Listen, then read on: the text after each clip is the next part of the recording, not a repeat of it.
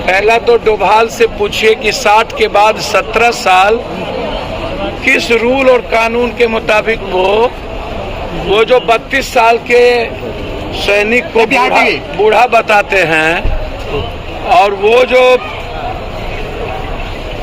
Unfit बताते हैं, इससे बड़ा अनफिट कौन है? ये डोभाल का इलाज की आवश्यकता है। ये 77 साल, कोई पीएम 73 साल, तो 4 साल तो फिर 8 साल में पीएम सीएम खत्म हो, कोई प्रमोशन ना हो।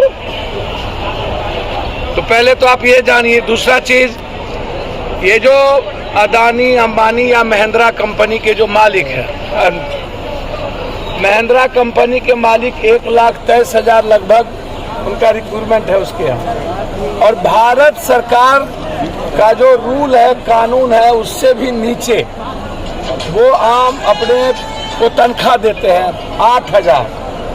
उन पर लेबर एक्ट के तहत भारत सरकार के कानून के खिलाफ केस होना चाहिए और महिंद्रा कंपनी के मालिक को जेल में बंद करना चाहिए। इन लोगों को सरकार स्मार्ट बना के, अब सरकार तो कॉर्पोरेट की दलाली कर रही है, अदानी का, अंबानी का, महिंद्रा का।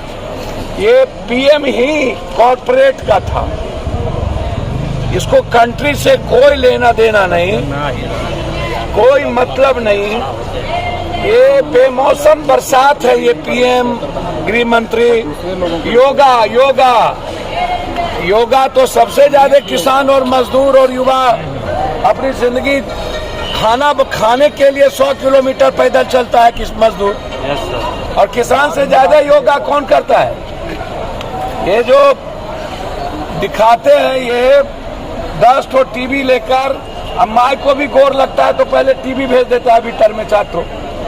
इतना पॉलिटिकल इवेंट तो उसी का नहीं दत्तक पुत्र है। ये लालू आरजेडी नहीं है, आरजेडी या रामविलास पार्टी नहीं है, अब इवेंट्स पार्टी है इन लोगों की। और जो ईडी सीडी में केस में रहेगा, वो नरेंद्र मोदी और अमित शाह, अदानी के खिलाफ लड़ पाएगा? औकात है? सदन के भीतर विधायक को पीटा गया। जब पूरा देश के युवा जेल चले गए, मार दिया, सीआरपीसी का काम कौन करेगा? लोकतंत्र में अलग अलग डिफाइन है संविधान में, उसके लिए दरोगा है, एसपी है, कोई सिपाही का काम करेगा, कोई अलग अलग हिस्सेदारी है। सीआरपीसी का भी काम पीएम और सीएम करेंगे, तो सीआरपीसी का काम एग्जीक्यूट कौन करेगा? कोर्ट, न्यायालय। जब हम संविधान पर नहीं चलेंगे तो न्यायालय हमें एक्ट करने का तरीका बताएगा। हमारे लिए सर्वोच्च है न्यायालय, और संविधान डिफाइन किया है विधायपालिका, न्यायपालिका, कार्यपालिका को। सेना का चीफ नहीं डरा सकता है कि केस होगा तो नौकरी नहीं देंगे। ये गलत है। हमारी ही पैसे से खाओ, मेरे ही घर में रहो, हमारी ही बिल्ली हम ही से मिलो। आप अनुकंपा नहीं दिए। पहले अटल जी ने पेंशन खत्म कर दिया, फिर लड़े, अब इसने प्रोजेक्ट में पेंशन खत्म कर दिया। ये ना तो अपने एलाइस के पार्टी से भी नहीं पूछता। नीतीश कुमार जी को तो इन्होंने ऐसा दरकिनार कर दिया। ये जायसवाल, जिसकी कोई औकात नहीं, वो सैनिक का, फौज का अपमान करने वाला पीएम, बर्बाद करने वाला। ना तो पेंशन, ना तो अलाउंस। ये पेंशन अलाउंस का पैसा अनिल अंबानी को दिया जाएगा हथियार खरीदने के लिए।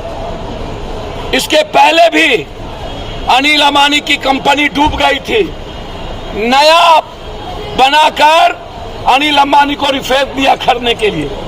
सब कुछ ये अनिल अंबानी, महिंद्रा 6 महीने का ट्रेनिंग करके भेज दो आता है। और ऐसा जब मुद्दा बनता है तो बीजेपी इवेंट्स करने में माहिर है ना। महाराष्ट्र बिल्कुल ठीक है, उस सबकी चिंता मत करिए। बिहार की यूथ की चिंता करिए कि 1,13,000 जो आर्मी, मेडिकल और फिजिकल दौड़ लगा चुका, वो ज्वाइन कैसे करें? क्या लगता है कि महाराष्ट्र सर पहले सुनिए सर, महाराष्ट्र 7,000 एयरफोर्स का ज्वाइनिंग लेटर के बाद ज्वाइन नहीं करा रहा है। मुद्दा यह है कि महाराष्ट्र मुद्दा है, मुद्दा 1,13,000 आर्मी है, मुद्दा 40 से 50,000 भर्ती लेंगे, 80-70,000 रिटायरमेंट होता है, 1 से 2% नहीं है। मुद्दा महाराष्ट्र, इनको कोई बुझाता नहीं है। अब आंदोलन क्या करें? इन लोगों की औकात है, साइलेंट मार लोगे और साइलेंट गाल, और बीजेपी के 32 दांत के मुंह में ईडी सीडी में फंसो रहोगे। तो जो बीजेपी चाहती है वही प्रेजेंट आरजेडी, ट्विटर आरजेडी करती है। इसको 100 मीटर फोका हो जाएगा, फोका इन लोगों को। ये लोग 14 डिग्री से बाहर 44-45 डिग्री में चलने का औकात इन ईडी सीडी वाले को नहीं है। याद रखिएगा, किसका नाम ले रहे हैं? बंदी के दिन कोई था निकला हुआ? सिर्फ पप्पू यादव। जिस दिन कानून आया सिर्फ पप्पू यादव, उस दिन पप्पू यादव, तीसरे दिन पप्पू यादव, लगातार पप्पू यादव। आरबीआई में ये गायब थे, कहां थे?